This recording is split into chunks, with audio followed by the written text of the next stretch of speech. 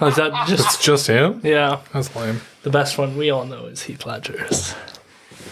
I was always a Jack Nicholson Joker fan. But the thing about Joker is all the Jokers were a different guy. Like, I like that every actor's iteration of the Joker was like a different kind of Joker. Like Jack Nicholson was really like the mobster kind of guy. And then like Heath Ledger was really the deranged chaos one. Even Jared Leto is more like the like mentally ill, crazy one. Well, they're all kind of mentally ill, but like the... But like what they prioritize. Yeah. And then he was like what's his name? Joaquin Phoenix? Yeah. Was that him? He was kind of like a depressed, like had a crap life, kind of just, I don't know, kind of sociopath kind of guy, but they're all like the most real version though. Yeah. And then even like, what was the one from the Batman show? Caesar, I forget his last name. He was kind of like comical, like almost like the comics and cartoons and stuff like that. But they're all a different Joker. Like it's not like they were trying to play each other, which I really like. Yeah. It's weird that you can play so much of different versions of the same character. Yeah. Yeah. Yet the Batmans, we get mad because they're all the same. They're all the same except for Clooney. But we don't talk about that. What do you want to try? So I brought stuff to make you a cocktail, actually, because you guys went to Salt Spring Island. We did. And you got that moonshine.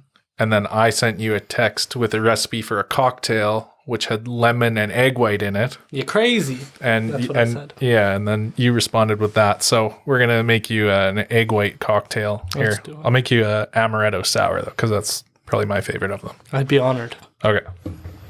We're going to move that. Here we go. Can you still hear me like that? I can. So I got all my stuff hidden. That was a good laugh, by the way. Practice makes perfect. Have you been doing that all week? Right before bed. No. Definitely not. Sorry, I'm horrible at actually describing things as I do them on my YouTube channel. I voice over after. First, could you tell us who you are? Oh, yeah, sorry. I think mine is pretty self-explanatory. Yeah, so my costume is Zach from I don't know what his character's name actually was, from the Hangover. I was inspired by finding this thing hanging in my garage today. My kid has a bunch of dolls, and I always thought he was a hilarious character. So, and it allowed me to come here looking all disheveled. So that was my inspiration today. Okay, and I'm gonna make you an amaretto sour. So it's mainly. This is really hard to do with sunglasses on. This is gonna be a stiff drink.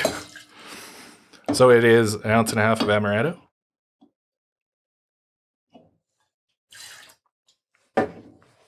Is this Matthew Tanner approved? I think it will be. I think Matt would approve Basil Hayden, but I don't know. He seems like a Scotch guy. I don't know if he does bourbon at all. I think he does. I'm sure he does. I think he dabbles. He dabbles outside of the Scotch realm. So He started with beer, right?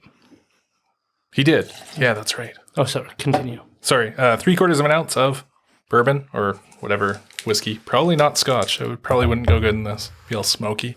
I liked your face when you had the smoky Scotch. That was amazing. As soon as he said he was saving it for the end, I was like, oh yeah, I know that Scotch. That's gonna be good. Okay, I need 1 ounce of lemon juice, and this could make a mess of your table here. Let's burn the thing down. Yeah, I'm gonna move this away from it. Squeeze the lemon. But I gotta do it like... Squeeze the lemon. Oh. This is very difficult to do straight.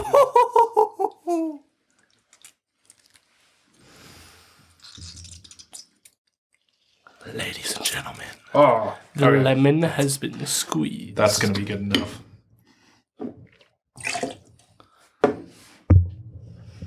Sorry, I got lemon all over everything over here, including myself.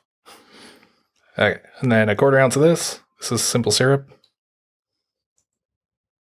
Sorry, half ounce.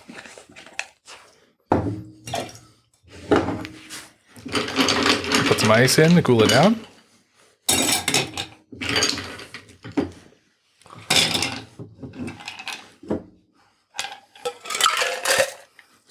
Just realized that my springy ball's still in there, so I'm gonna go dig it out. Good thing this is mine.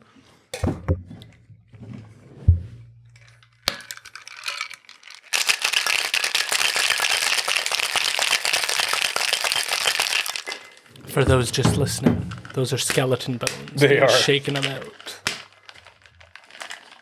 Oh, that sun doesn't want to release. There we go. Okay, and then we'll strain it back into here.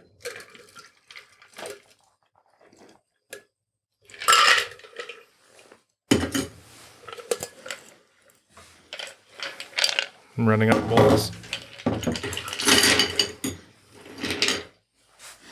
Okay, then we're going to use this, and we're going to put an egg white in there, and it should make it all foamy and delicious. The thing you were all creeped out by.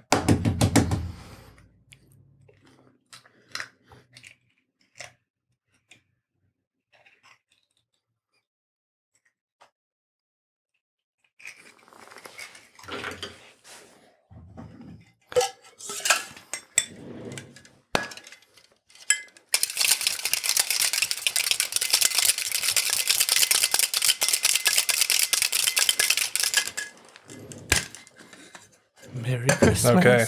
This is like a Christmas cocktail for me. That was the first time I made it, and now my wife and I make it every Christmas.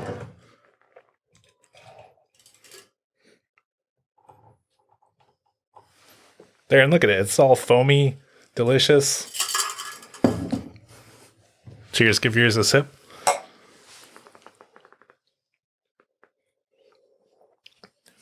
Yeah, that's Christmas to me. I'm going to move some of this crap now.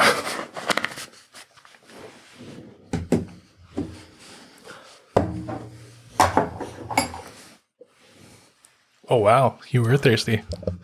What do you think of your egg white cocktail? The eggs are the best part. They are.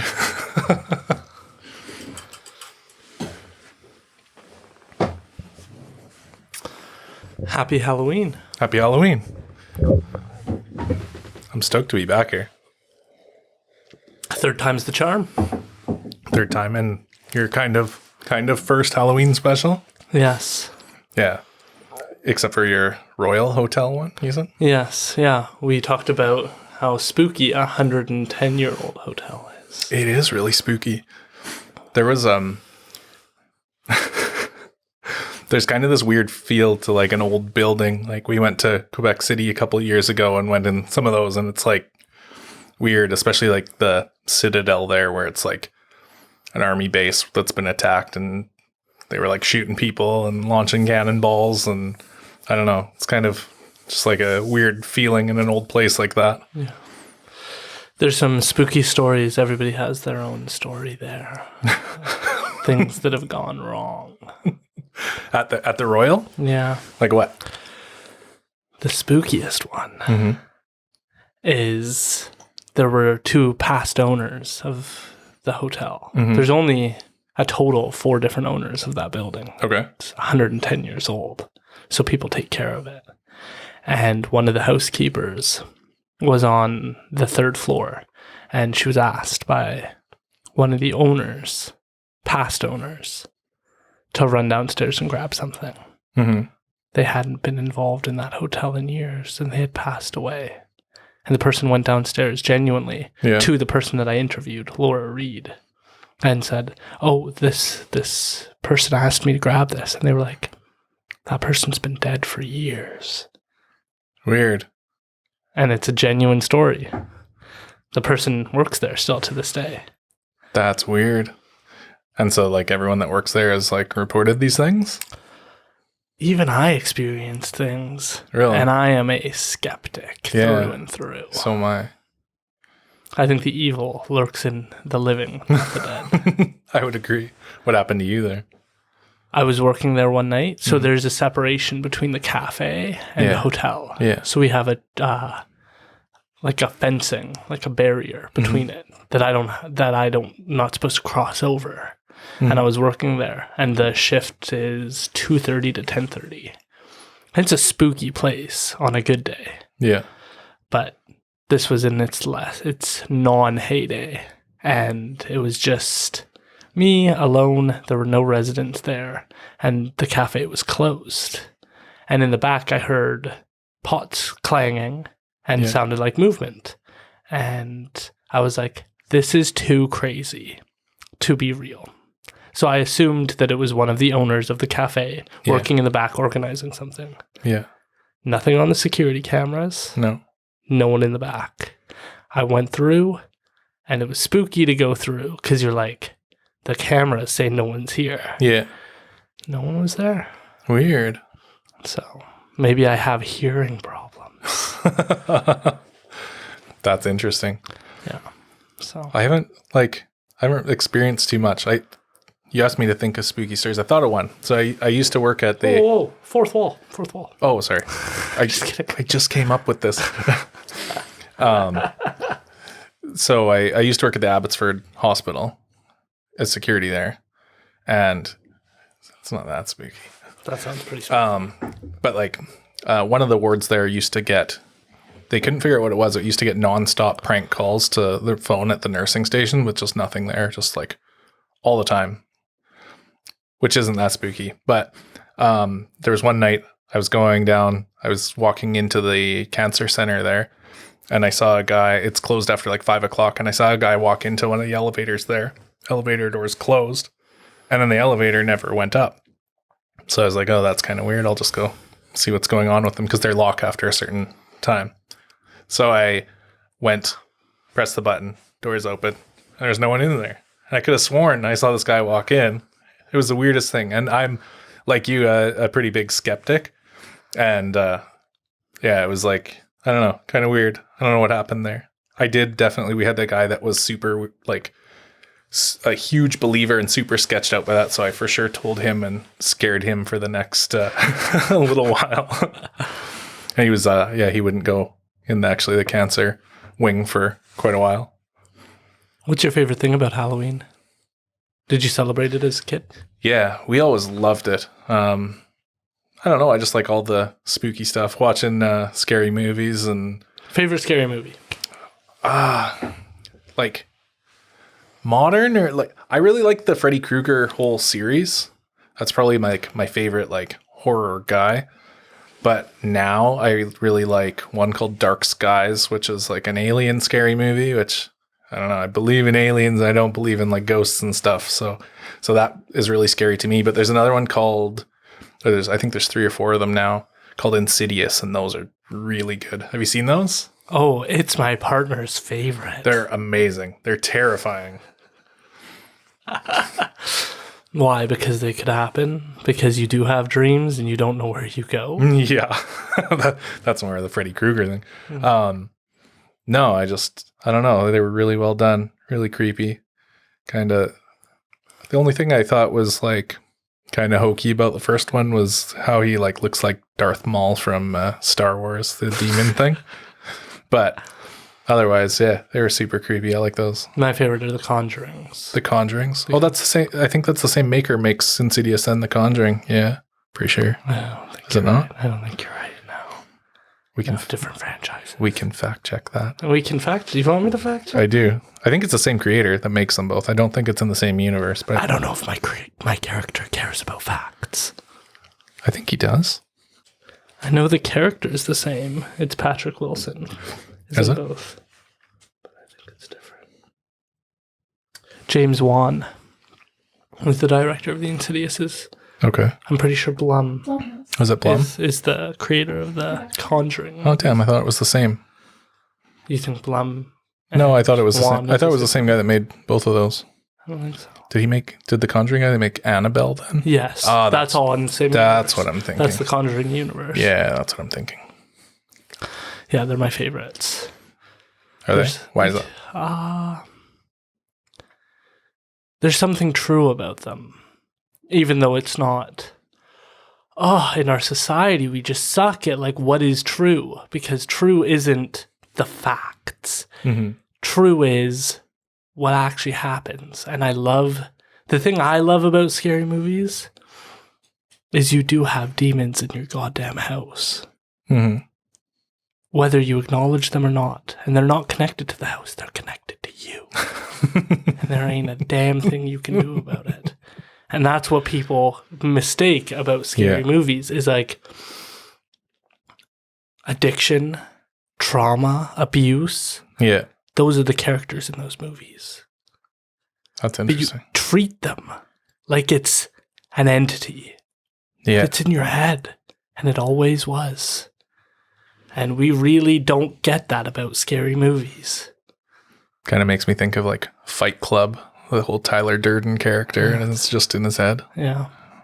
That's interesting. And so whenever I watch them, I think it's brilliant because the characters are tortured. We just watched this terrible, I don't recommend it, Midnight Mass, which is part of this other universe on Netflix. The first one was The Haunting of Hill House, then The Haunting of Bly Manor, and now it's Midnight Mass. They're really good too. It's all about mental health. But the evil is a demon. But it's not a demon. It's your own trauma. And so it's really cool to see because all the characters are tortured by something. Like the main character in Midnight Mass is tortured. Yeah. The fact he killed a kid Yeah. getting drunk driving. Oh, I saw that actually. And so you see what he saw the night he killed her. Yeah. And he's tortured by that every night before he goes to bed. Yeah. And he has a dream that he's just on the water, sitting there peacefully.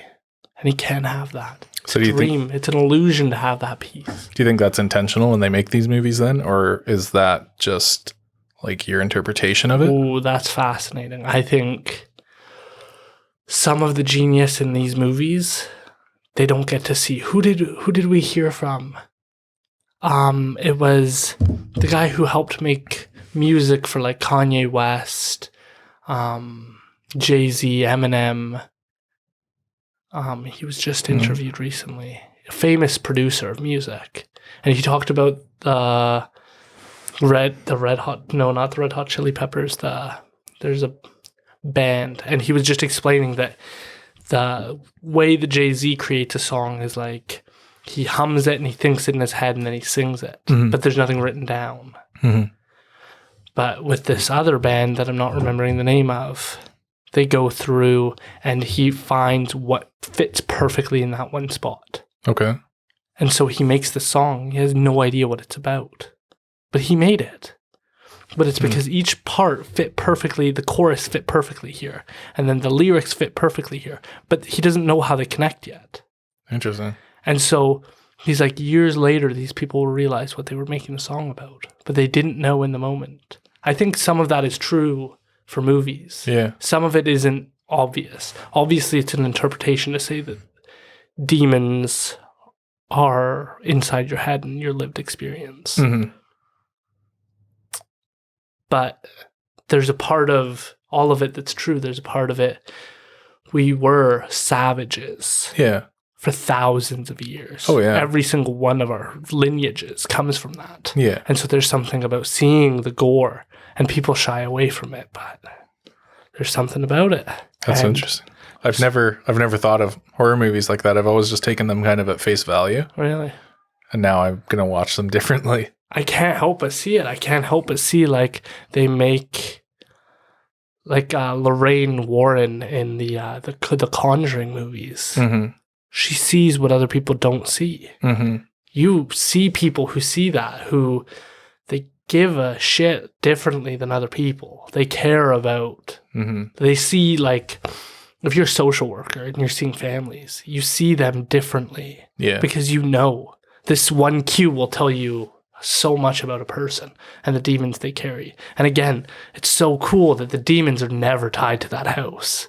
Yeah. They're never tied to the house. They're tied to you. And why is that?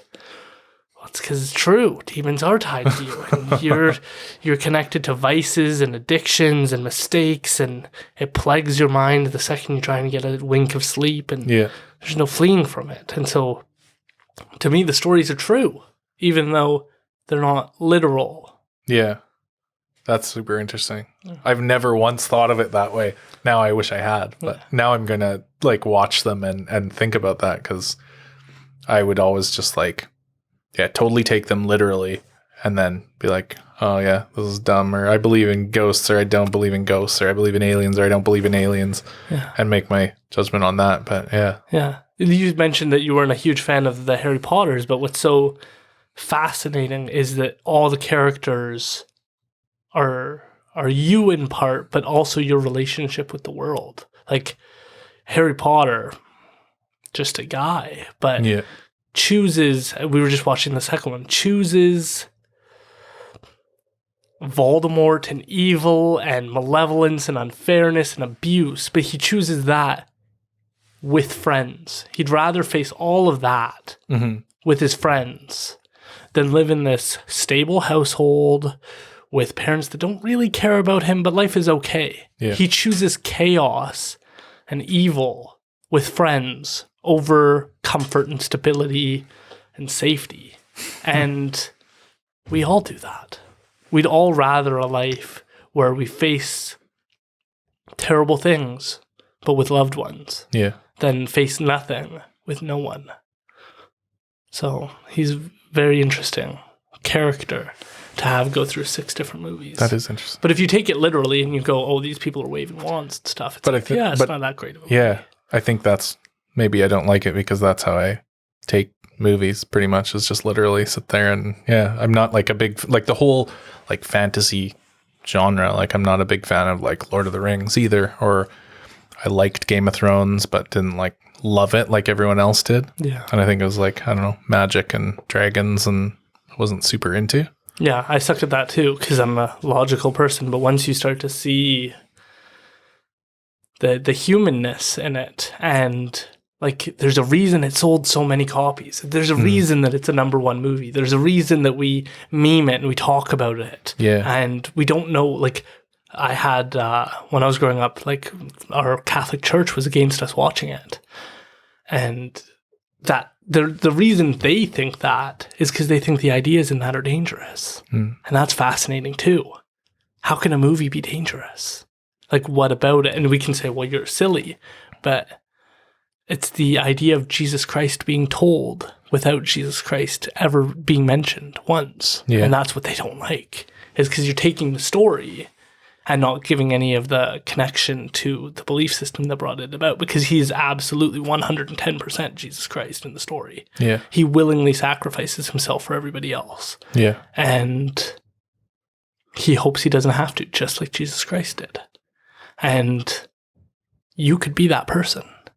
You could do right by your community, your society, and it might be hell. You might have to give it all up. But you'd be dying for one of the most noble causes you could ever die for. And your life would have meaning, and it would mean something to other people. And that's a crazy thing to think about, is what if you put in 110% into something? What if every chance you had, you went all in and bet on yourself? People don't do that. It freaks them out. So they just watch movies about it, and that's enough. Yeah, that's way deeper than the waving magic wands and what's the game they play on the brooms? Quidditch. Which is a fascinating thing as well. Is it? Because I think I told you about the snitch. I've talked about it definitely before. The idea behind the story, according to controversial people like Jordan Peterson, and I think even J.K. Rowling, is you need to chase your creativity. And the snitch in the story, the thing that Harry Potter is the best at chasing, is the golden snitch, is creativity. It's why I think people like you, people like Matthew Tanner, people like Peter Ross are so fucking important, is because you might not be making $10 million a day right now, but you're chasing your passion, and we have to support that. And the reason we have to support that is because we need a strong social fabric, and that is made up of people who put their best foot forward, who take their talent and share it. Carrie Lynn Victor is a fascinating person because she talks about how she's got this artistic gift, but she feels an obligation to share it. She feels obligated to give part of it away just to the community, and anything she doesn't make money off of, like if it's a community event, she doesn't charge any money for it because her gift is for the community, not for her. That's really cool. We're not good at like recognizing that, and I think that that's what you're doing. That's what Matthew Tanner does. Is you have a passion, and people will belittle it, but it's really, really important. It's interesting. I like his passion. Like, I learned so much watching that, listening to him talk about Scotch. I don't know. There's so many like more things that went into it that he's like clearly almost like basically studied it. Yeah. Like he's invested some serious time into it, and it's crazy. Like even just, I don't know, just tasting something someone else made and like essentially critiquing it. He's kind of made himself an expert in those things. I don't know. It's super, super fascinating. I'm sure there's like people doing that with all of the, like, there's probably people that do it with rums and people that do it with coffee and stuff, but it's cool that he like, you know, dials in, I like Scotch or whiskey. And then he's like, I don't know, coming and educating you on it. And it's, it's pretty wild. Like, I just didn't realize, I figured you made like this fermented thing and then you distilled it, put it in a barrel for some time, and then like I didn't realize all the like filtering processes and all the stuff he was talking about. It's crazy, all the different grains and all. I thought there was like barley and corn was basically it, and rye. Yeah, when he showed me the two drinks next to each other, and one was in oh no, he's gonna get mad at me, the cask, the cherry cask, and the other one wasn't. They taste nothing alike. No. But they are the exact same except for what they sat in. Yeah. I don't get it. And even the, like, I loved when you finally had the smoky Scotch. What was it? Was it Lagavulin? I can't remember. Lafroig. I've had Lafroig, and when he said that he was saving it for the end, I was like, oh, Aaron's not going to like that one. And I know your reaction to it was perfect. Yeah. But even that's crazy. It's cool, like, how someone out there, Lafroig is their favorite Scotch, and you despised it. Yeah. And it's kind of interesting how, you know, one thing can be what someone's all about and someone else absolutely hates it. Yeah, but respects it. But I think that that's the key that he shares. Yeah. And you do a good job of that as well. It's like, it may not be your, like, that could have been not my favorite drink. Yeah. But you certainly respect the time and energy and passion of another person in a different way. And that meant a lot to me when we first did our first interview. And you were like, you actually like were curious and interested. And that was such a trip to me. I thought about that for like a couple of weeks after, like every day, just being like, what does that mean? Like, that's my job. Like, and then just trying to like dissect why that matters so much. I think it's important. I think there's this like plague right now online where if someone does something, even if they do it well, but it's something someone doesn't like, they'll post the comment, oh, that fucking sucks. That's fucking stupid. Yeah. And it's like, well, it's not. You just aren't interested. Like, Kanye West is an example of that right now. Yeah. I would say, personally. When I see it, it's like the argument is like, Kanye West said something stupid. That's not news to me. Yeah.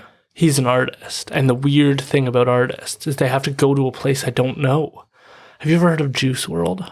No. Okay. He's probably my favorite rapper of all time, which is a bizarre thing for me to say because I have a lot of favorites. I thought you were actually going to tell me about a place that makes wicked juice or no, something. I was excited. No, unfortunately not. He's really fascinating because his songs are all about like the pills keep me alive, but they also keep me from living. And he's like, if I stop taking the pills, I won't be here. But if I keep taking the pills, I won't be here.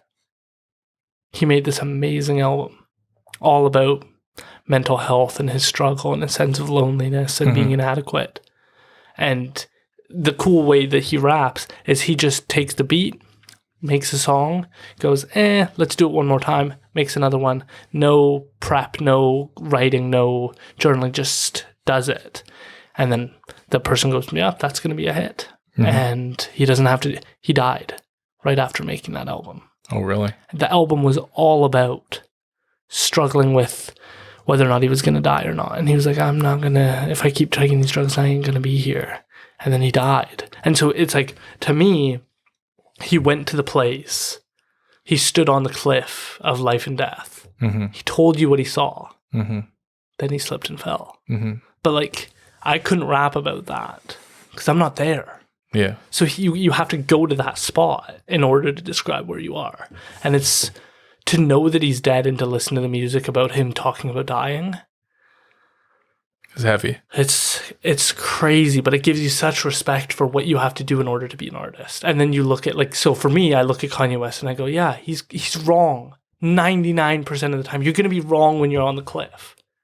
But you only get new information by going there and taking that risk. Mm-hmm. And so of course he's so wrong about being anti-Semitic about people, and like that's obviously terrible and reprehensible, and he should shut his mouth. But we're not going to him for advice on how to look at geopolitical issues. No. That's not what his job is. That's not what we praise him for and admire him for. Just like Elon Musk, like put him in the category of great engineer. Don't go to him for relationship advice. Don't go for him for advice on how to run a country. Yeah. He's not an expert on those things. But when they say something, we listen. And sometimes we need to do a better job of just saying, like, maybe not on this one. Yeah. Well, people put people up on pedestals and then think that they're experts on everything instead of just like the one thing they focused on. It's super weird, especially celebrities. Yeah. Like, what was it? I can't remember who it was, but the whole like MMR vaccine giving people autism, wasn't that based on something a celebrity said? Jenna McCarthy or something? Maybe, I don't know. Yeah. It was like people will go to these celebrities for like medical advice. And it's crazy to me. Yeah. I'd like to describe why I think the Joker's a fascinating character. Yeah. Which Joker? I guess all of them, but specifically Heath Ledger. Okay. I think there, first of all, are people with this value system. Yes. I would say that everybody to a certain extent has a Joker within them. Mm-hmm. In the movie, he's a character who he just doesn't want rules. Whatever the rule is, he wants you to break it. So for Batman, it's I don't kill. And that's the one rule you'll have to break in order to save the people. And so all he wants is for you to recognize the chaos. And I think we have to. I think there's a point to be made that we have our government institutions and everything is so safe and everything is nerfed up for people that sometimes we forget that a bear doesn't give a shit. And that's sort of what the Joker character represents, is a reminder of how chaotic and insensitive and inconsiderate Mother Nature is beyond just our rules. And we strive to have safe homes and secure buildings and earthquake-proof homes and all that. But to a certain extent, chaos is right outside our door waiting for us. And I think that that's what ideologically the Joker's trying to remind us of, is chaos. Yeah, I think you're right. Like I said, I take these movies at face value, but I think this is the one case where I kind of really could feel that. But it's true, like even for like kids, we bubble wrap them and everything's like crazy amounts of safe now, and you try to protect them from chaos, and it's chaos that hardens them a little bit. It's the hormetic effect, like a little bit of, a couple injuries are probably going to teach them a lesson, or just being able to, like, what does Jordan Peterson say? Let them do dangerous things carefully. Yeah. And it's that, like, it's all of society is so fixed on keeping everyone safe that I think you lose something in taking risks. Yeah, you think of that with just the freedom you feel when you take like a healthy risk, Mhm. when you don't know what the outcome is for sure going to be. It's almost like a breath of fresh air. Yeah. It's like, I don't know, skydiving. You land and you're safe and you're like exhilarated. Like you have that adrenaline rush doing, anything, just a little bit of risk and you feel amazing. That has to be why there's adrenaline junkies out there that get addicted to that. But like, I don't know. It seems like the more you shelter people, the more issues they have. Yeah, have you heard about those free climbers? I think one actually just passed away. He did, yeah. Yeah. And there was a good story about just, you need, like, to be calm in the storm. There's another fascinating thing that people strive towards. And I think it was Dr. Gaber Mate that was saying, like, that's a source of, like, a way to cope with trauma. Even doing that, and you can say the person's in a clean state of mind, they're calm when they're doing it. Mm-hmm. But it's like, to feel calm in such a dangerous situation, probably not healthy either. No. Yeah. It's, I don't know, but the more you do it, the calmer you can feel under pressure, and it's weird. You get used to it. So, like, I would rather be used to, like, being able to operate under stressful situations than be totally sheltered and be blown away when, I'm presented with something that's sketchy or whatever. Yeah. Do you want to try the apple pie? Yes, please. I've wanted to since you sent me a picture of it. Okay, so for those just listening, we're rocking Salt Spring Shine Craft Distillery Apple Pie Moonshine. Now, before you get your knickers in a knot, it's only 30%. So it's not actual. Like, it's distilled from original moonshine and leveled down. Start out is honey. Oh, really? Yeah.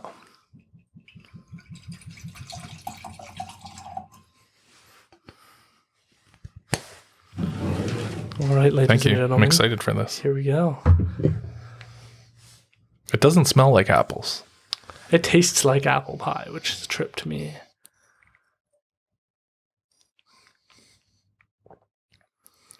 Oh, it does taste like apple pie. Yeah. It doesn't smell like apples at all, though. Are there apples in it? Like,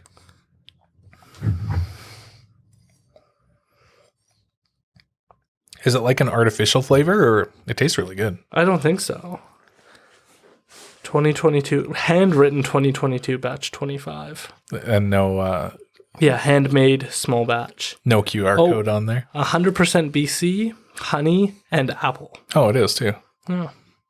Yeah, it tastes really good. It tastes like an apple pie. That's pretty crazy.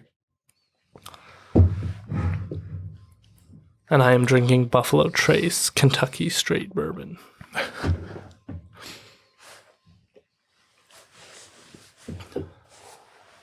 That's amazing. Yeah, I really like that. That would be good in a cocktail. It'd be good with egg white.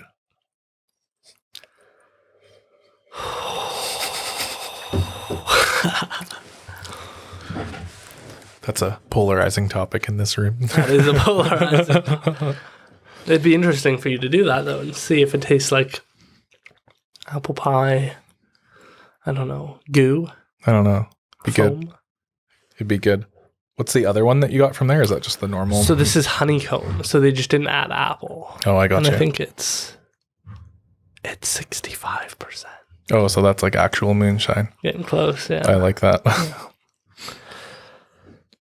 What Yeah. do you and the fam do for Halloween? Having a gupper. Yeah, we used to just kind of, I don't know, go to Halloween party or something, and now we have a kid, but you don't really get to do, like, she's just turned 3, so the first year they're kind of useless for trick-or-treating or anything. We did take her out trick-or-treating last year, and she kind of got it, but she's super excited this year, so just doing the trick-or-treating thing, and it's kind of, I don't know, interesting. I used to love it as a kid to do trick-or-treat, and yeah, I used to love it as a kid, so it's cool being able to go out there and do it again. It's, I don't know, it's weird being the one, like, walking around with the trick-or-treater instead of being the trick-or-treater myself. I still feel like a kid, so so it's kind of odd, but I guess I get to still write her candy when she goes to bed, so That's awesome. What is she going as this year? She's going as a sloth, like a three-toed sloth. She has this like stuffed animal of a sloth that she loves, and was adamant that we had to find a costume for that. So we found a sloth costume online and got it, and she's all stoked. But there's some crazy costumes out there though. When you go, like, people put a lot of work into these, way more work than I put into. way more work. There's some amazing ones. Like, we just bought her a dinosaur costume last year, and then the amount of, like, you know, those big inflatable T-Rex dinosaurs, the amount of those out there was so awesome. And then there were like wicked, like, multiple person dinosaur costumes, kind of like old school, like horse head, horse ass put together kind of thing. So there was like, yeah, there's some crazy creative people out there, more so than me. It's weird that it's an opportunity to be creative, and that because like you could argue that this is a silly holiday. Mm-hmm. It doesn't matter. Mm-mm. It's not prescribed by any religion, but it's an opportunity to try on a different hat, be something else for the night, Mm-hmm. fully embody something other than who you are today. And sometimes that just looks like being a little silly and a little goofy, but it's just an opportunity to bring out a different energy in yourself. Yeah. And I would predict if Mr. Freud was here with us, that he would say that letting that id out for a small period of time is probably not a bad idea. Probably not. It's like taking a break. Yeah, I don't know. It's kind of like taking a break, and maybe it's, I don't know, for some people being kind of their true self. I know it gives that outlet to do, I don't know, just weird things. I know of, like, my brother loves Halloween, and he turns his house into this giant haunted house. I love people like that. Yeah, it takes them a whole day to set up, and there's like animatronics, and it's to the point now where he needs to actually like expand it into the backyard because the whole front yard and everything's taken up. But it's so funny. Like, some people are so, again, going back to like sheltered, protective. He's had like a mom think that it was too scary, freak out on them, and then stand at the bottom of the driveway and tell people to not go up and try to phone the police on him. And yeah, it's bizarre. But they would like do animatronics, and then they all dress up, and then did you ever go to Reapers when they were in Chilliwack? You know the guy? They're still here, but okay. Are they still there? Yeah, they're just not allowed to do their indoor maze anymore. I thought it shut down completely. No. It's the broader call is Petey's. Yeah. And so they still operate. Oh, really? Yeah. Oh, that's interesting. With the scary stuff? Yeah. Do they? Yeah. So they're just very restricted on what they're allowed to do now because the federal government changed regulation on agricultural land reserves. And that whole thing was ridiculous. Yeah. But when you go through there, you know, at the end of the maze, the guy with the chainsaw doesn't have a chain on it, and he revs it up and chases you. My brother was doing that one year, and people were freaking out and not so happy about it. But like, his whole family gets into it. None of his kids want to trick or treat. And it's to the point where my nephew, his birthday is in November, and he actually has just a Halloween themed birthday, and they either do it early with those decorations or they leave them up, and he has a Halloween birthday that just kind of all melds together. Right. But it, like, Halloween is like their family holiday, and they dress up and they, you know, build all the stuff around the house and they go crazy. It's, I don't know, super interesting. It's like this weird holiday that brings them together. I think it's really impressive when people actually go all out for something like that. Because, like, what a under-recognized, undervalued community spirit.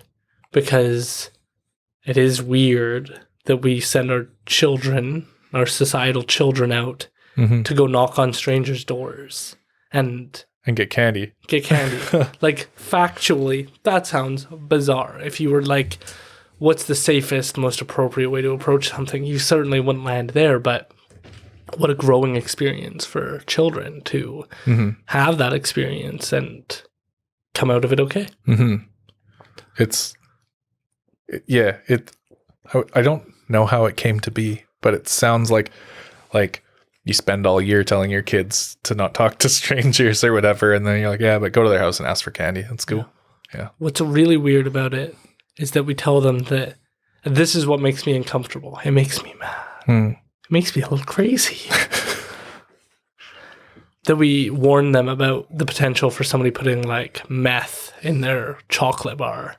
Like, this is not happening. No, there's not a single confirmed case of this Yet. Until people watch this episode. Yeah, we talk about it every year, and my mother would go through it and make sure, like, to be clear, no drug dealers give away free drugs. No. That's just not how it works, ladies and gentlemen. And 8-year-old kids are not their target market either. Like, they can't afford to buy it for the next 10 years. Makes no sense. But and so we went to Munchcone. We bought a bunch. I'll show you afterwards. We bought a bunch, and we spent like too much money on candy. Yeah. But our candy's gonna be like nothing else because we got like crazy flavored everything, and like an office themed mint thing with like the Dundee Award on it and stuff. And just, that's amazing. Just like had a bunch of fun with it, and then reached out to the owner and was just like, hey, we're doing this. We're going to come shopping at your place. We'd like some coupons so people know where to get this in the future. So like, it's an opportunity to like support what he's doing, which is cool because Sticky's Candy is his competition. They're expensive. Yeah, and this place is it's just fun. It's just cool to go grab some Chubbies and stuff. Like, I don't know if you drank Chubbies as a kid. Yeah, you should clarify what that is. You don't? Have you never had? I know what it is. Okay, it's a bottled pop that you'd have when you were growing up. It's old school. Yeah. Yeah. And different flavors, and they were just round little bottles, and they don't really sell them in Save on Foods anymore, so he still gets them, and just a cool way to give people a different experience. And so we asked for some like coupons so people know to go check him out if they want to buy more. Oh, I'm going to send my kid here to trick or treat then. I was actually going to say, I hope you do. Yeah. Unless I'm too scary. I don't know, this whole Joker character, you're really like getting into character. It is a little sketchy. I enjoy it. I think it's important for people to be able to experience something different, see the world through a different lens, put on a character. Some people didn't participate in their school play, and so it's just an opportunity to try something else out and to take some risks in an evening. So what do you guys generally do for Halloween then? Is this do you really get into it, or? No. We usually just watch movies at home, but it's because we lived in an apartment. Yeah. And now we have a front door. So you're going to get overwhelmed by trick-or-treaters here. I hope so. It's going to be crazy. I've never had a trick-or-treater. I've never tricked or treated, like given out the food. I've always been on the receiving end as a kid. And it was a lot of fun. It's odd. Yeah. It's a weird feeling at first. You feel so grown up. And then, then it just kind of gets annoying because your doorbell rings every 2 minutes or so. But I think I'm just going to sit there with a big smile. Oh, that's a good idea. Our complex does this thing where they, like, there's a big clubhouse in our townhouse complex, and they just do a big, like, haunted house thing for the kids there. I like that. It's kind of cool, but what's extra cool is that you put a sign up on your door that says just go there, and then you don't have to deal with trick-or-treaters. That's awesome. Wow. So last year when the COVID thing was going on, that we didn't get that, and it was just non-stop trick-or-treaters. Like, our area there is full of kids. Right. It was probably like every 2 minutes knocking on the door. Luckily we went out trick-or-treating, but weren't home for it. We weren't home for a lot of it, but I have a Ring doorbell, so it was like probably 100 something doorbell rings. It was crazy. You have a really cool kid. She's pretty cool. Say more. She's insane. She's 3, so she's super busy and talks a lot, but Yeah, she's Not around other people. no, she's pretty quiet around you. She was talking a little bit, wasn't she? Yeah, a little bit. She doesn't shut up normally. She started talking before she was 1, and then just kind of language was her thing. And I don't know, her doctor said, well, if she's talking already, you need to really engage her and keep her talking. So now it's nonstop. It's crazy. But yeah, she's super cool. She's really busy. She's in this like outdoor daycare thing, not daycare, preschool. Yeah. Where they teach them about the river, and I don't know, they were learning about fish today, and they're doing Halloween crafts and stuff, and it's all outdoors, which is kind of cool. Like my preschool when I was a kid, I was locked. They kind of just locked you in a room with a bunch of toys and a bunch of kids and said, yeah, go at her. So seems better. They have like 5 instructors for a class of kids, 4 or 5 of them, and they teach them about stuff out in the bush, and it's something I would have liked to have done. Yeah.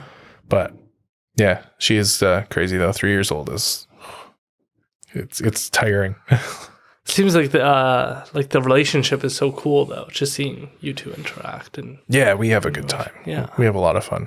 We went for I was happy because you were running late and texted me, and then I was actually running late because we had went for a bike ride down on the river, and then I got your text and saw what time it was, and I was like, oh shit. So that worked out. To be honest, I thought you were sleeping. So Oh no, I wasn't. yeah. No, that's what I want to be doing. But The weather cleared up, which is good. yeah, That smoke was crazy. I don't even know where all it was coming from. It was like Hope, somewhere in Hope. No, most of it was coming from the US. Oh, was it from? And then there was a few fires just past. It was. Lake. I was coming home from Surrey on one of the days, and Surrey seemed, I don't know just how it flows, seemed unaffected by it on a couple of the days. But behind me was daylight, and in front of me was like Doom. nighttime. Like it was like crazy. It was like right when you're at 200th or so, you just drive into this giant cloud of smoke. It was super sketchy. Well, I'm glad it wasn't BC that was burning this time. Yeah.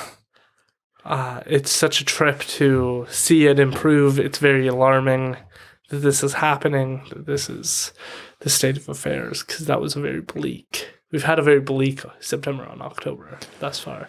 And it's good that it cleared up. Yeah. It's, what's kind of depressing is that there's no water flowing in that river right now. Even while going, like we rode our bike down there and rode by the river, and my daughter was actually upset about it. She was asking me where the water is. I'm like, I don't know, how do you explain to a 3-year-old what happened to the water in the river? But yeah, it has been bleak. Yeah. It's been an odd October. We went up to our cabin to, I don't know, just kind of get in the last hurrah there for Thanksgiving weekend. It was 30 degrees during the day in October. It was stupid. And it dropped down to like 5 at night, but it was still like, it was like summer during the day. Like I was swimming in October. So That's crazy. yeah, it was awesome. Yeah, hopefully things get better. If you listen to Marvin, it doesn't sound like we're on the right track. It doesn't. That was a super interesting one though too. Yeah. I legitimately went and got a piece of salmon to make for dinner while I was listening to that. I was actually super into it. Yeah. But yeah, that was kind of depressing to hear the state of affairs for the Fraser. Yeah, and just no end in sight. And so, talk about tragedies. To have had something that has served a community for 10,000 years and to see that we've mucked it up in like 150. Yeah. It's very depressing. I don't know. Maybe it'll bounce back. Hopefully. Tell us about the updates you have with your leatherwork. Oh, updates. You have some amazing updates, and you should be very proud of yourself. I do have a couple. I think I've had 2 more offers since I last talked to you. Tell people for people who might not have turned into the first 2. So one, I'm working on a sponsor deal with a leather supplier who just wants to send me some leather and just do some kind of like, I don't know, brand awareness for himself. What's the name of your YouTube channel? Oh, sorry. My YouTube channel is Black Flag Leather Goods.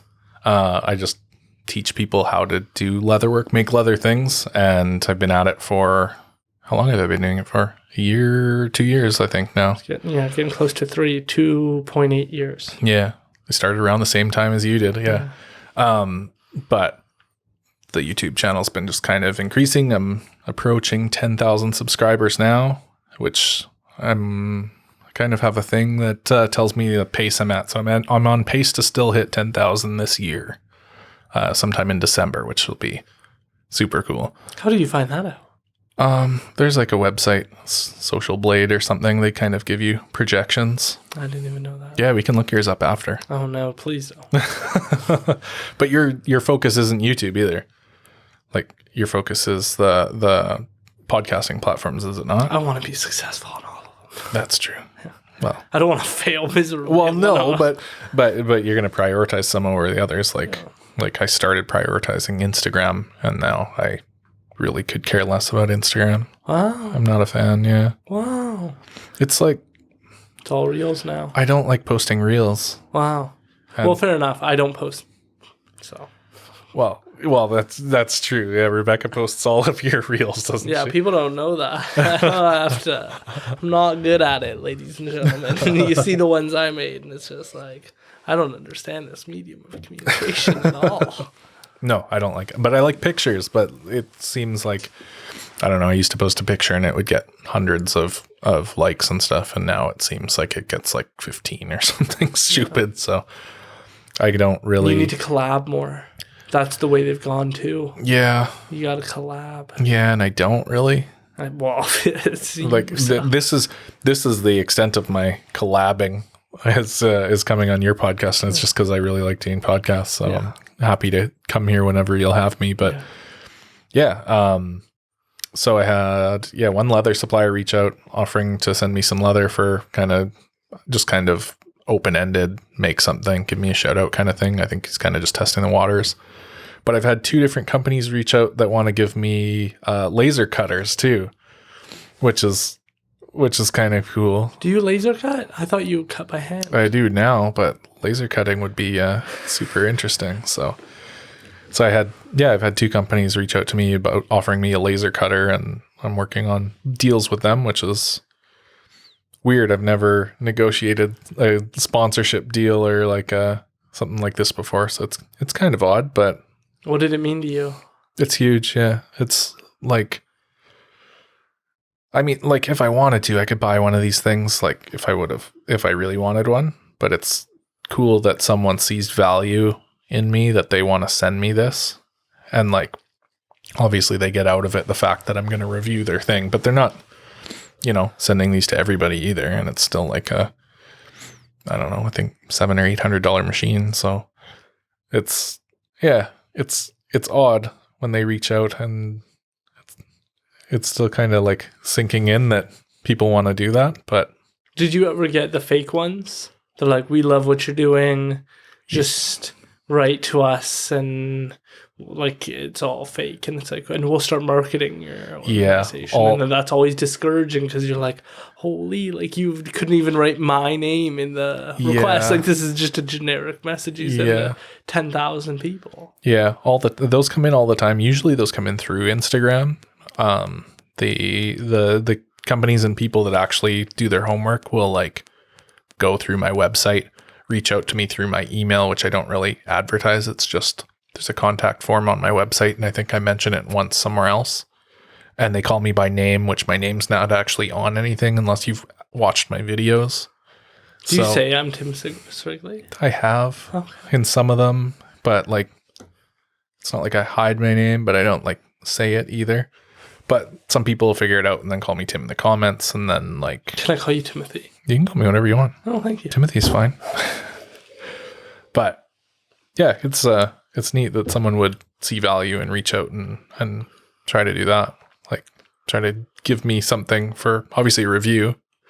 But I mean, they're not going to reach out to someone that they don't like what they're doing either. Yeah. So, and all the work you put in that nobody ever saw, all the on the side of the bed kind of work. Yeah, it's been a ton of work. I've kind of been like, dialed back a little bit. Like I'm not doing a once a week video like I was. You also don't have to, though. It's not the same as this, No. where, like, if you stop posting, people stop listening. No, they don't stop. There's a noticeable bump when I do post, though. Even posting reels across the board makes all my videos do better. Wow. So it's pretty clear that short form content is going to be beneficial no matter where you're posting it. Oh, I went from even episode 2 with you. Yeah.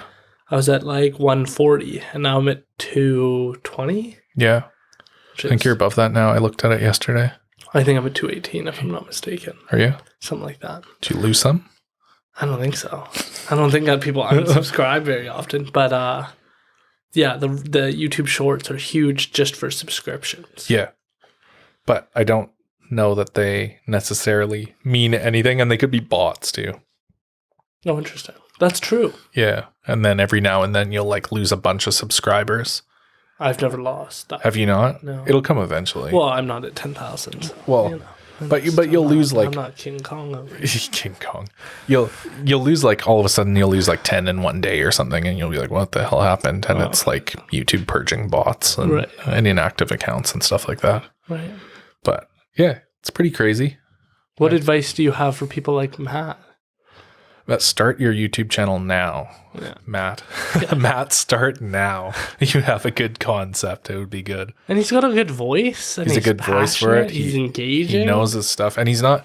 I watch a couple YouTubers who do like whiskey stuff. There's a couple good ones, but the vast majority of them seem like. What are we doing? Oh, you're getting the vast majority of them seem like older, stuffy kind of dudes that I don't know.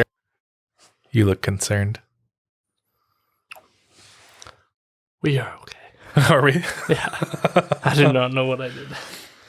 Yeah, like he's like a young guy doing it. Like if he started a YouTube channel, I think he would do well. But it's like that. Just getting started is so hard. He was getting close from what I understood, and then his home burned down. His did? Yeah.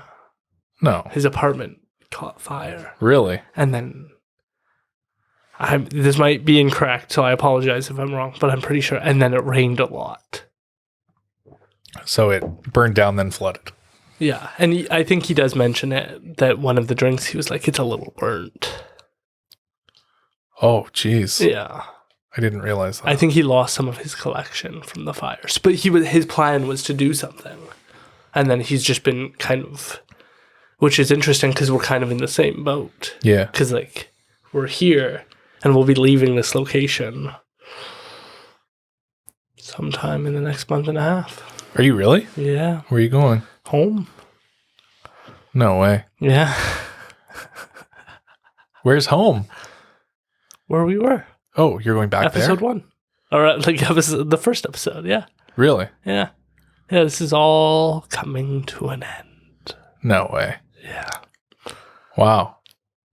Yeah, it was nice while it lasted. I have them putting up a really dope wallpaper on the wall to give it that wood look. I didn't know you were going back there. For the interim, yeah. I liked having you guys out here. Yeah. Goodbye. Do you own that place? Yeah. Oh, okay. Yeah. Oh, I didn't. This place is $3,000 per month. Yeah, I could see that. Which is crazy to my brain. Yeah. Oh, that's crazy. I didn't know you're going back there. Yeah. Well, that sucks. That's probably good for you guys, but you'll have a nice new place. We like the space here. Obviously, this podcast room isn't bad, but your space there was awesome, though, too. it worked perfectly. Yeah. Smidge small, but Yeah. it'll do good in the interim. But having a podcast room is key. So we've already I met with the designer and I was like, we got to do something. I want to stop putting up foam on all the walls. Yeah. Does the foam actually do anything for sound? Yeah. Does that? Yeah. Interesting.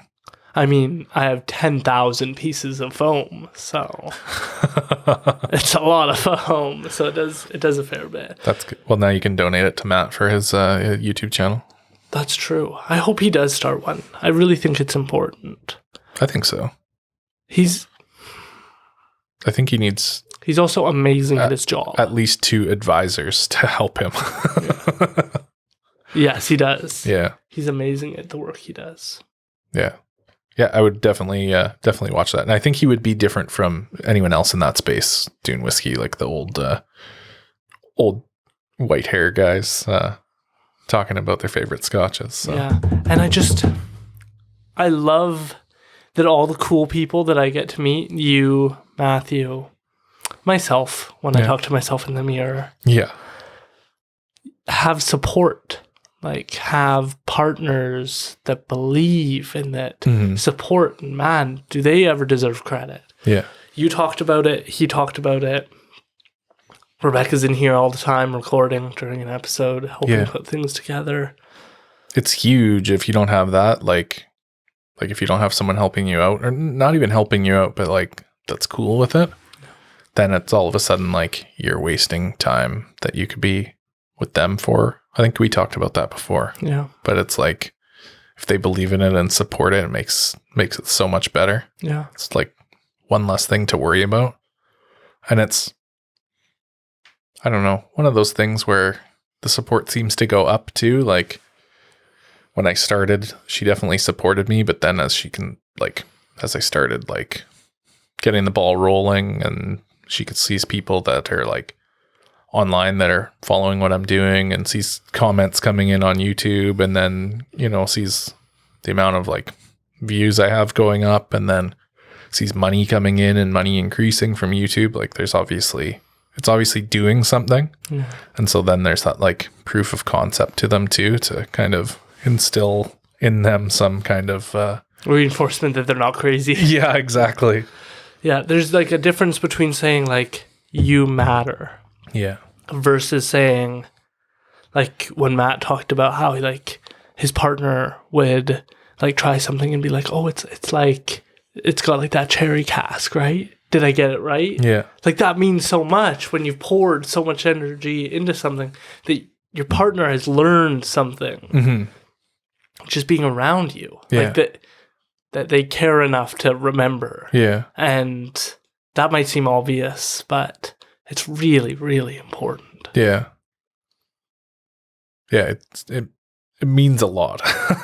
Yeah. Because it can feel crazy when, like, I started this. It was like, I'm going to start a podcast and I'm going to invite people on. And it's so funny. There was the room that we had was the studio. Yeah. Was a closet. It was, yeah. With just a wall Yeah. of crap that we had to deal with. And I was like, I'm going to turn that into a podcast studio, and we're going to invite people over here and we're going to interview them. Yeah. Like that seemed crazy when you looked at the room. It does seem crazy, but then you take these like baby steps, and all of a sudden it's less crazy and less crazy and less crazy, and now it's just like life. Yeah. And now I was at lunch with someone, and then somebody walked past and they were like, oh, like I think you host the podcast. I really like your stuff. And I was like, whoa. Like, that means a lot. Like, I had no idea. And, like, it's a trip to have people. To get recognized? Yeah. Was that your first time? Getting recognized for it? No. There's been quite a few people, but they recognize me based on my voice. I could see that. Which is interesting. I could see that. When people say I have a podcast voice, I go, like, I don't know what you're talking about. That's interesting. Yeah. I got recognized for the first time recently. I walked into a leather store in Surrey called Tandy Leather, and I walked in, and the guy behind the register said, oh, I know you. And I said, oh yeah. He was like, yeah, you're Black Flag Leather. I was like, oh, that's crazy. Yeah. Like, that blew my mind. That's really cool, because you, like, mine is treated like a Chilliwack podcast, which it is not. Where you're, like, you just send it out into the world. Yeah. Like, you're not restricted, so it's fascinating that you did get recognized, because it's not like you're a Surrey leatherworking organization. Like, you send it out, and I don't know, like, I'm guessing your primary audience is the US. Yeah. Which is fascinating that you get recognized here. Because you don't brand yourself either as, like, Tim, the leatherworking guy. No. Although I have noticed a little uptick in that Instagram page of yours. hours. Yeah, it's starting. We've started to put a little bit of work into it, but I don't know. I got a couple of YouTube videos on that page I'm working on too. But Do you? yeah, I'm not subscribed to no, Tim's I don't have them live yet. I'm just kind of like getting ready. Playing The with. store. Yeah, see if I can run a second one and just do kind of like, I don't know, other stuff. I was thinking about that, but then I just decided if I ever switch, it'll just be called the Aaron Pete podcast, and I'm not going to start another channel. I'll just switch the name of it if I go that far. Yeah. Yeah. I like the Aaron Pete podcast. It kind of rolls off the tongue. It'd be good. APP. Yeah. Yeah, I like it. It's one of the biggest struggles I have is like, people are like, oh, you're the podcast guy. And it's like, and you're Aaron Pete. Yeah. And it's like, well, why am I calling it the Bigger Than Me podcast if nobody's using the name? Yeah. Does anyone call it that? Or is it just mainly? In introductions. Yeah. This is Aaron Pete. He hosts the Bigger Than... Like, Yeah. that's it. Interesting. So what's next for you then? What's the next stages for this thing? I noticed that you said you were going to do the like virtual interviews and stuff. yeah, we have a few releasing. I have 2 on the horizon and 1 already done with Tara Henley, which will be really good. Have you heard that one? Yeah. Low key, I send Tim all the podcasts before I release them. I watched it last night. I wasn't sure if I should say that I'd seen it or not, but yeah, it was really good. The I don't know, you were concerned that you would lose something with not having them there with you, and I don't feel like you did. Thank you. But I think it could be like dependent on the guest too. Like maybe you will, depending on the guest. Was She was so amazing. Nice. Yeah. You didn't even get to hear all of it because it was like, it's there, but it just doesn't make sense to include. But she was just very kind. She mentioned that she'd listened to a bunch of episodes before we started recording. She was like, I admire your work. And it was just like, you are the GOAT in Canada right now. Yeah. She sounds like she's a good fit for you too, like covering hip hop and stuff before. Did you know that going in or? No. No. So that blew your mind then. And I have so many more questions, but we only had an hour, which is the problem. But then I don't want to make Zoom interviews 3 hours long. That seems untenable. Well, but I don't think like the purpose of the Zoom interviews would be to reach people that you couldn't reach otherwise. And if you're reaching out like that, those would be people that aren't going to probably want to do a 3-hour interview either. Correct. So I think I don't know. I think it'll fit nicely. I would have just had like thousands of questions just about the hip hop piece personally. Yeah. And that is probably the weirdest thing to navigate as an interviewer is like, what interests just me? And sometimes those questions are appropriate. Yeah. But what interests the general public? That's usually the default. And then sometimes I'll be like, you know what? You can sit through. I'm curious. Yeah. I'm nosy. I want to know. Well, you can bring her back and then ask those questions later. For sure. She definitely seems like a person who'd be open for doing something like that. Yeah. That should broaden your reach huge. Just getting, people that aren't in Chilliwack. Low key, I need you to help me understand how to make what to call things, how to phrase things, because I don't know what hits, how to make it successful, like how to word it, how to use the keywords effectively. It's weird because like every little niche and genres. I don't even know what different. I think the biggest problem is category. I don't understand the categories. Yeah. I don't think the categories are made by the platform. I think they're made by the viewers. Like, I think because their algorithm basically works on like Aaron listens to this and he also listens, or Aaron watches leatherworking and he also likes hip hop, and then they'll try so someone else watches leatherwork and they'll feed them a hip hop video and they say they click it. Okay, there's some kind of link between leather and hip hop, and they'll do this. And I think genres form kind of by what people are watching, not necessarily by YouTube clicking a box. Like, so you'll end up with like, okay, so if someone so likes these things, they probably also like these things, and it kind of makes little like, I don't know, genres. Does that make sense at all? Like, So do you think, I put her in news and politics. yeah. Should she be in news and politics? We talk about journalism, news. Yeah, maybe. I don't know. Like, but it's like one of those things where you kind of just gotta play with it. Yeah. I don't know.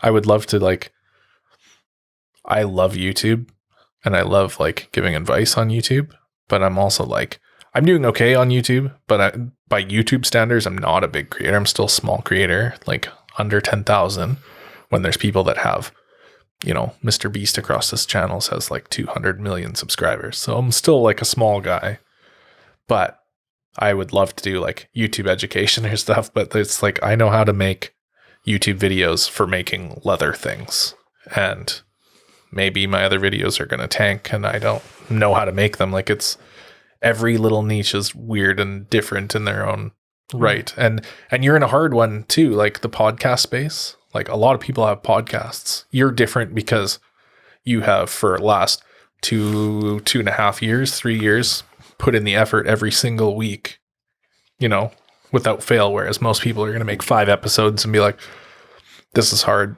3 people have watched it. I'm out. Yeah. But still, I'm sure there's still a lot of people who have put in the same effort that you have that are, you know, probably some of them behind you, some of them are ahead of you. And it's just like, there's a huge group of people doing podcasts, and it's really hard to break out of that.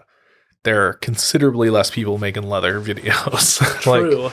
And that's where I can kind of, you know, pull ahead. Or like, there's probably 10 to 20 100,000 plus subscriber leather worker YouTube channels. Like, it's very small space. What I find really interesting is a lot of podcasters, maybe your favorite one, will completely avoid YouTube.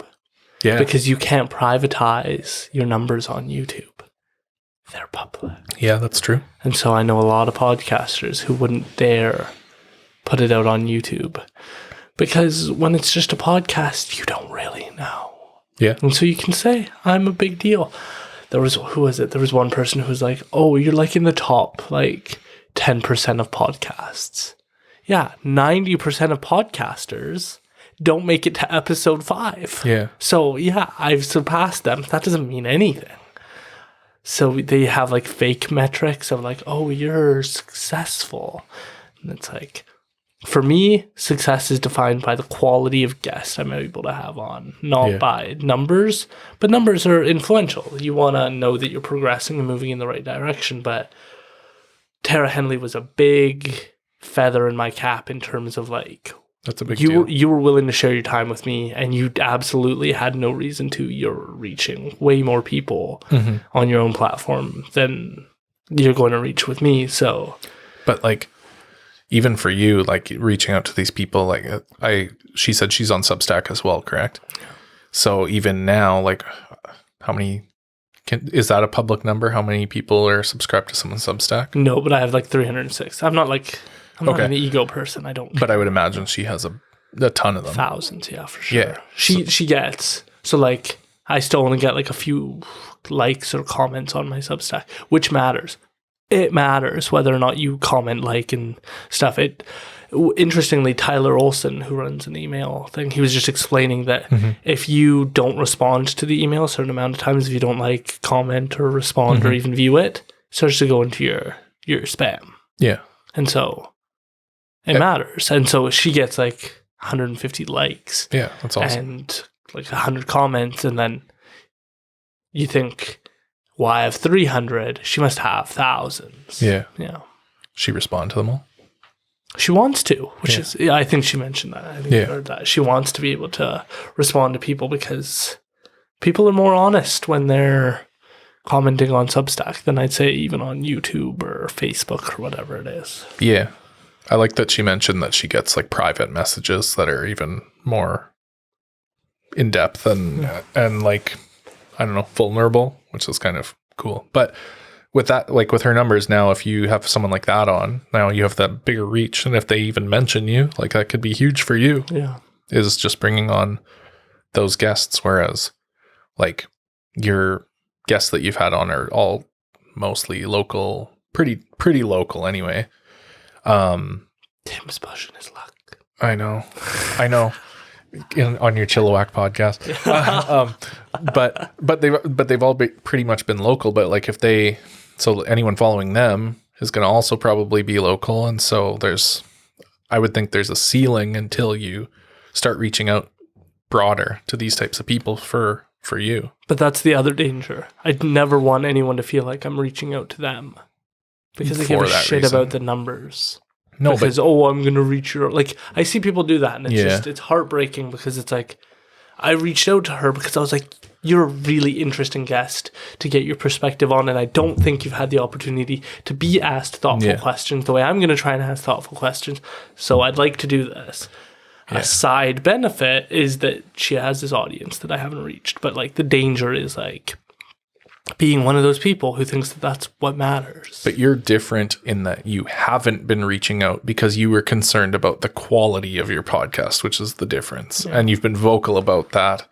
And now you're kind of biting the bullet and at least testing the waters. And maybe it works out great. Maybe it doesn't. And you go back to doing what you were doing. But you've been vocal about not reaching out for that reason because you want the quality to be at a certain standard. Yeah, and I like the human connection of it. It's really interesting seeing people have nerves coming in and they're little, and then some people don't notice, and it's fascinating to see and try and help people feel comfortable. And like Kylie, she knew exactly how she wanted to be. Like, she even came in and she was like, I think I'd like this shirt better than that shirt. And she went and changed. Oh, no way. And it was like, wow, you actually care and understand what a podcast, like what a video podcast is. Mm-hmm. And then other people like could come in and they sit down and they go, oh, this is video recorded. I had no idea. And I was like, well, you kind of hurt my feelings. Like, I put a lot of work into this and you didn't watch one episode beforehand. Yeah. You didn't take a look. Do their homework. Yeah. So it is kind of weird though. Like I said, the first one that I did with you, I was super nervous for. Yeah. Second one, I was pretty chill. And then I actually feel like a little more nervous today coming in. Yeah. I don't know why. Probably the smile. It could have been this Joker character. This is probably more the true Aaron character when the cameras turn off. Yeah. Could be.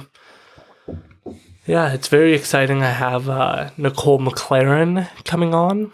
You probably don't know who she is. I don't know who she is at all. She is an entrepreneur, and she created a company called Raven Reads. Okay. And it's a subscription box company completely dedicated to Indigenous curation. Mm-hmm. So they get artists and creators and authors, put it in a box. And you get a box once a season filled with different artistic creations from Indigenous curated creations. And so thought because like to me, the name of the game for reconciliation is accessibility. Yeah.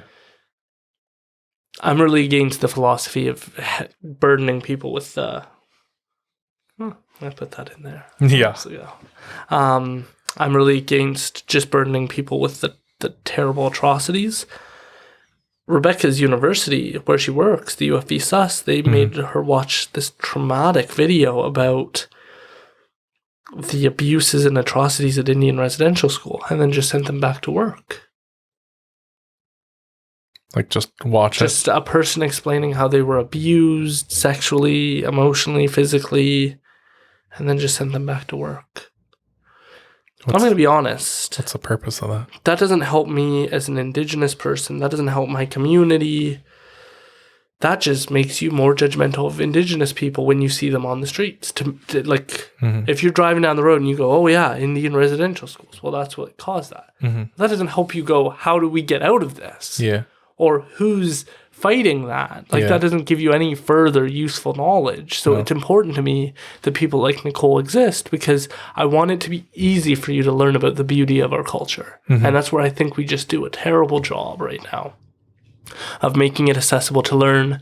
Have you heard me talk about Indigenous culture, like the generous man in the red cedar tree? Yeah. And the bad rock and jealousy and selfishness and That's what people should learn about. I'm working on getting a piece from Carrie Lynn. Have you seen Carrie Lynn's work? She's got a bunch of murals, but I think you showed me. Yeah. But I've been. I want to get like a few pieces because like I think what she's doing is just incredible. And oh my gosh, one of my favorite rappers just replied to me, so that's gonna freak my brain out. I'm working on getting these 2 pieces. Oh yeah, I like those for the new space or new old space. I just or just in want general to have original Carrie Lynn Victor artwork. Yeah, She's a fascinating cat, and I think like I just don't know how to describe what she's making. Like it's so cool, and it's very exciting to me that people like her are starting to come up on the rise. Yeah, and that's who I want people to know about. And so her creating that and creating that atmosphere and those relationships with customers excites me because, as I think I told you, I want a Kukuli Cafe here in the Fraser Valley. We got to go there. We got to go to the Kukuli Cafe together. That would be cool. I don't know that I've ever heard of it. No, that's embarrassing. You should be ashamed of yourself. I am a little. It's like indigenous cuisine. And their slogan, which is the best slogan, don't panic. We have panic. That's pretty good. I really like it. And so, yeah, they deliver on DoorDash, skip the dishes. They're very good at making it accessible. I think that's the way for people to learn about our culture in a positive way. Yeah. You don't need any orange shirt. You don't need to change your background. Yeah. You don't need to give a land acknowledgement. I need you to know about the beauty of my culture. Yeah. That's all. That's your PSA for the day. That's it? That's it. That's good. Yeah. I like Short it. and sweet. It's like clearly stuff that you're passionate about because you and I have talked about the orange shirts and land acknowledgements and all that before. And yeah, there's nothing wrong with them. I just think it's dangerous to think that you're making a difference by wearing an orange shirt or giving a land acknowledgement. Yeah. I don't think that is evidence of anything other than you're attempting to participate, but your participation could be far deeper. And not wearing an orange shirt does not make you a bad person. Yeah. It's people want to act like they're doing something without having to put any effort in, I think is what it is. I think the other secret is people starve for community. And that makes us feel like we're a community. And so I know another person, his partner is like, oh yeah, like just wear the orange shirt. Like we're all in solidarity. That means something to some people. And that's swell. But if that's not your jam, that's fine. If reconciliation isn't your jam, if it's the war in Ukraine, if it's what's going on with the Uyghurs in China, if it's global warming, if it's the abuses and mistreatment of LGBTQ2 plus people, that's fine with me. I want people at the table who want to be at the table. And I think we don't do a good job of giving people grace. Of like, you cannot prioritize every single issue on planet Earth all the time. No. And be sane. Well, and you need people behind each one of them, and it's not going to be the same person behind all of them. It can't be. Like, because you're going to be stretched too thin and you have other things going on in your life. Reconciliation matters to me, but to me, reconciliation means other people coming to the table of all backgrounds and indigenous communities coming to the background. And I think if we're going to have the conversation, it needs to be balanced. And so one thing I'm always on about is fireworks. How can you have the city of Chilliwack set out a bylaw saying no fireworks because they could harm you, your family, and your kids, and all types of people? And then a reserve go, oh, wow, you're gonna make that not allowed, so we're just gonna make it legal on our reserve, and we're gonna sell a ton of them because we're technically not on your municipality. Like, what a middle finger to that bylaw. That's not reconciliation. I don't like, you want them to reconcile with you, then you have to participate. And that's where I think indigenous cuisine comes in, is like, that's the obvious next step. But sure, that's a business, but you're spitting in the face of your neighbor who's making this rule against it. It would be like if you said, no candy for your kid, and I said, well, technically, I'm not your family member, so I can give your kid all the candy I want, because I don't have to listen to his rule. And you'd be like, well, yeah, you could, but Could you not? That's interesting. Yeah. First, I don't really know any indigenous cuisine other than bannock and smoked salmon, I guess. That's a good question. There is different ones, but the recipes have obviously fallen out of favor because a lot of it is traditional meats that you can't just buy at the grocery store. That's fair. Yeah. But what's at this cafe?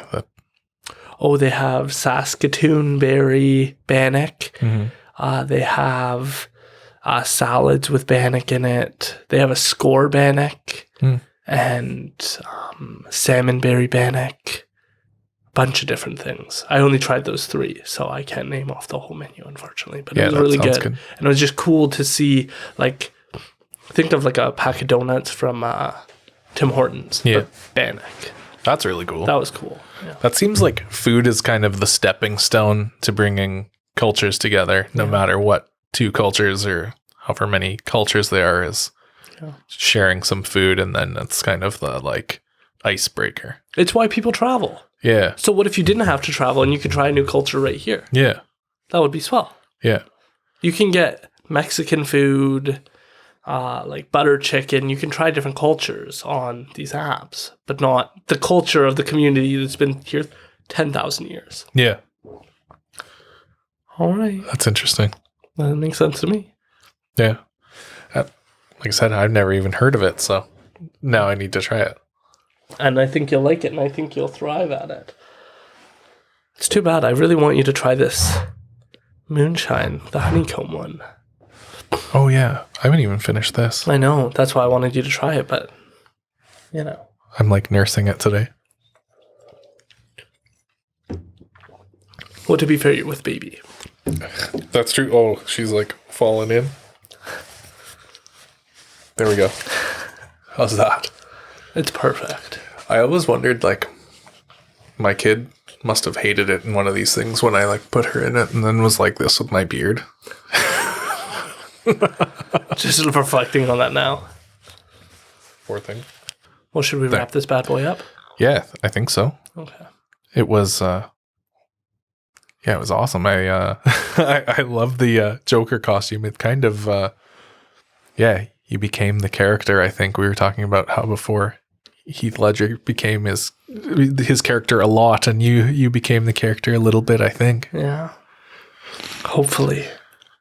Happy Halloween. Happy Halloween. How can people subscribe, connect with you on social media? Oh, you can find me on pretty much anything. YouTube, Instagram, Facebook, Black Flag Leather Goods. You just search me up anywhere. I'm pretty much everywhere. I'm only early active on Instagram and YouTube, though. I'm not a big Facebook fan. And Tim Srigley. And Tim Srigley on YouTube and Instagram as well. But it's like, it's low level. I got 37 subscribers on YouTube there. So starting from scratch again. And on Instagram, right? Instagram, I have like 200 or so. Yeah, it's starting the whole thing over again. I don't know what I'm doing yet, but we'll figure it out. It's been a blast. I always enjoy sitting down. I hope everybody enjoyed the Halloween episode. Yeah. Yeah, it was really good. Although her glasses are stabbing me. Well, be safe out there, ladies and gentlemen. Go subscribe to him, Black Flag Leather Goods. It's always a treat to sit down with you and catch up. Thank you for the amazing drink. Go like, subscribe, comment on the podcast, and support it, please. I'd really appreciate it. Thank you. That was pretty good. It's the beginning part that's the most important part.